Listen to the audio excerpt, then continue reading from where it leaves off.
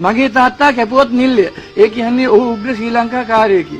UNP එක උඩ නයාට අඳුකොළ වාගේය. බුදුහාමුදුරුවන්ගෙන් පස්සේ තාත්තා වැඩියෙන්ම ගරු කළේ බණ්ඩාරනායක මහත්තයාටය. බණ්ඩාරනායක ඝාතනයේ තාත්තා යාළුවන්ට විස්තර කරන්නේ ඔහුද ඝාතනයේ සිදු වූ ස්ථානයේ සිටියා වාගේය.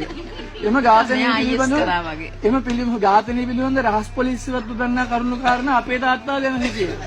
ඒකටත් එක්ක අපේ ඉස්සරහා ගෙදර හිටියේ පෙරේරා අංකල්ය.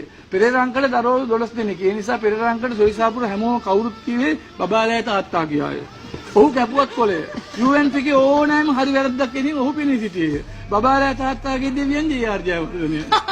සොයිසාපුර අපේ නිවස පිහිටා තිබෙනේ මූණට මූණලාය. සවස් 6:07 වන විට අපේ තාත්තත් බබාලෑ තාත්තත් ක්‍රිකට් තරගයට පිටියට පිවිසෙන පිටිකරුවන් දෙදෙනෙකුසේ UNP ශ්‍රී ලංකාවේ මෙන් තරග වැදීමට නිවෙස් වලින් එළියට එදී.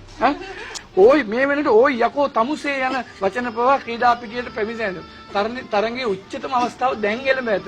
තරගයේ තුන්වන මිනිස්සුරුවන් වල අපේ අම්මා සහ බබාලේ අම්මා පැමිණ මේ මොන මලවදියක්ද කියමින් තාත්තලා දෙන්නාට දෙතුලට ඇදගෙන ප්‍රධාන දොරවල් දෙක වසා තබයි.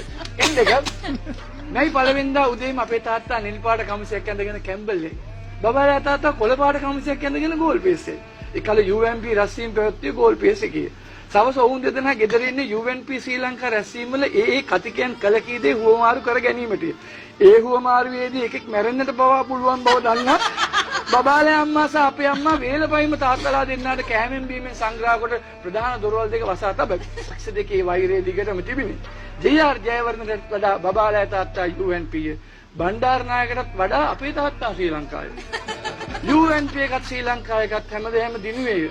බබාලේ තාත්තත් අපේ තාත්තත් හැමදේම පරාදු බව මට වැටහුණේ ඔවුන් දෙදෙනාම මිය ගියායින් පසු.